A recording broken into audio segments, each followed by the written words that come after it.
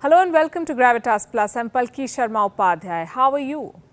You don't have to say you're fine. It's absolutely fine to say you are not. It's human to be not all right all the time.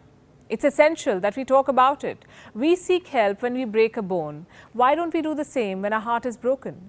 We take sick leave to nurse our physical health. Why then is taking time off for mental health unprofessional? We talk about conquering outer space, but we're losing a battle with our minds, it seems. Why is mental health a taboo? It kills at least 800,000 people every year. Over 300 million people are suffering from depression. That's almost equivalent to the entire population of the United States. Twice the population of Russia. There are more people suffering from depression today than the population of Germany, the UK, France and Italy combined. Over 260 million people are living with anxiety disorders. There are people living with both. Mental health is a silent pandemic. It is killing us and we can stop it. The first step is to start a conversation, and I'll be more than happy to start one. So let's start over again. Hello and welcome to Gravitas Plus. I'm Palki Sharma Upadhyay. Don't we all fancy celebrities? Their lives look as perfect as their pictures. They have everything, it seems. What many of us can only aspire to have someday. Personal fitness coaches, personal chefs, chauffeurs, hair and makeup artists, personal shoppers, personal stylists. There is someone taking care of everything for them, even their nails. Everything but mental health. Meghan Markle recently spoke about her struggles with mental health, about being depressed, having suicidal thoughts during her pregnancy. These are highly stigmatized topics. But celebrities have started testing the waters. They've triggered conversation. From primetime television and newspaper headlines to dinner tables, depression is becoming an issue people are talking about. Here's a very interesting research. It shows that when a celebrity discloses his or her problem with mental health, the number of people seeking mental health support goes up. A celebrity disclosure serves three functions. It educates people, it inspires people, it also serves as activism of sorts. Long before Meghan Markle, another royal spoke about her personal struggles in public, Princess Diana. In 1993, she spoke about her battle with bulimia. Soon, the number of women seeking treatment for bulimia doubled. This phenomenon was called the Diana effect. Read this article. Here is another study. It found that when singer Demi Lovato spoke about her bipolar disorder, the people who had a higher celebrity attachment to her ended up having fewer negative stereotypes about those with bipolar disorder. Such is the influence of a celebrity. Such is their potential to bring about positive change. I understand that mental health struggles are very personal. The choice to disclose them all the more. It comes with its own costs. But I urge celebrities to talk about their mental health. Use their influence to inspire people to seek help. Tell them that depression, anxiety is not a taboo. I think we need to create an environment and a society that understands mental health in a better way. We live highly stressful lives. There are deadlines at work, responsibilities at home, fleeting relationships, pressure to look a certain way on social media, and all of this is bound to take a toll on our mental health. And there's nothing wrong in suffering from anxiety or depression. The problem begins when we hide it. Half of all mental illness begins at the age of 14. Most cases go undetected or untreated. The result is this: suicide, the leading cause of death among 15 to 29-year-olds. Let's try to change this trend. Let's try to understand mental health.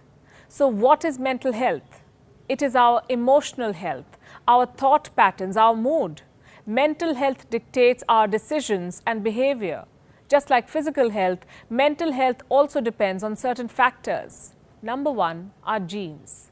British scientists studied 839 families. 971 pairs of siblings in these families had severe recurrent major depression.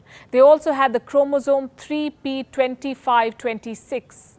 Now, scientists believe around 40% of depression cases can be traced to a genetic link. Factor number two, hormones. There is a hormone called serotonin. It is called the feel-good chemical. Serotonin's role is to allow communication between brain neurons. Imbalance in serotonin has often been linked to depression. Factor number three, life experiences. Psychologists at the University of Liverpool say that traumatic life events are the biggest cause of anxiety and depression. They studied nearly 33,000 people before drawing this conclusion. Factor number 4, family history. If a person grows around someone who is depressed, he or she is more susceptible to depression. Factor number 5, gender. This study found that women had a 42% chance of hereditary depression. For men, it is 29%. But when it comes to men, the stigma attached to seeking mental health help is more. This can be broken by male superstars like Dwayne Johnson, The Rock. He opened up about his mental health in 2018. He said he was depressed after watching his mother attempt suicide. You see, this can happen to anyone, irrespective of their age, gender, social standing. Here are some of the early signs of mental health problems: eating too much or too little, sleeping too much or too little, distancing yourself from people or your usual activities, feeling low on energy, unexplained aches and pains, feeling a sense of helplessness or hopelessness, feeling on the edge all the time, like you can break into tears anytime or yell anytime. Extreme mood swings are also a sign of deteriorating mental health. You may be hearing voices in your head, having thoughts of harming yourself. Daily chores like going to work or dropping your children to school or taking care of them may start feeling too taxing. There is nothing to be afraid of. All you need to do is reach out, seek help. And I'll be honest, the journey to help may not be all that easy. There are 3 major hurdles in this battle to access mental health care. The first hurdle is at home. Even today, most families do not understand the idea of mental health. Depression is mistaken as moodiness, introversion. Depression or anxiety is also seen as something that can be treated over a dinner or a vacation. No family wants to have a member who is visiting a life coach. Meghan Markle was stopped from accessing health care, she says. She was too royal for it.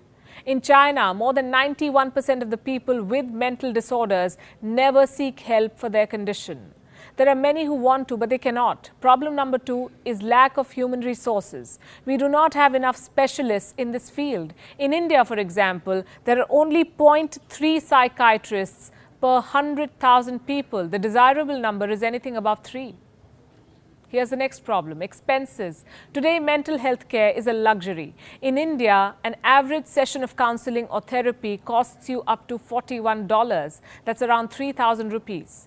The average cost per counseling session in the UK ranges from $55 to $85. In Japan, between $74 and $138. In the United States, therapists charge up to $120 per session. In cities like New York or Los Angeles, it jumps to $250 per hour. Imagine paying 18,000 rupees for help. Mental wellness is a $121 billion market. It needs also to heal people. Mental health care can no longer be a luxury, and you can help in making it accessible. You know how? By destigmatizing mental health. A healthy mind helps not just the individual, but the entire society. Estimates from the World Health Organization show that depression and anxiety cost the global economy $1 trillion every year. Let me tell you how. In lost productivity. Dear bosses, take note. Do not judge an employee for taking a day off. Dear celebrities, you won't be judged for talking about your struggles. At least 20% of India suffers from mental health problems. Let's talk about it. Let's make mental health care accessible. Let's put an end to this silent pandemic.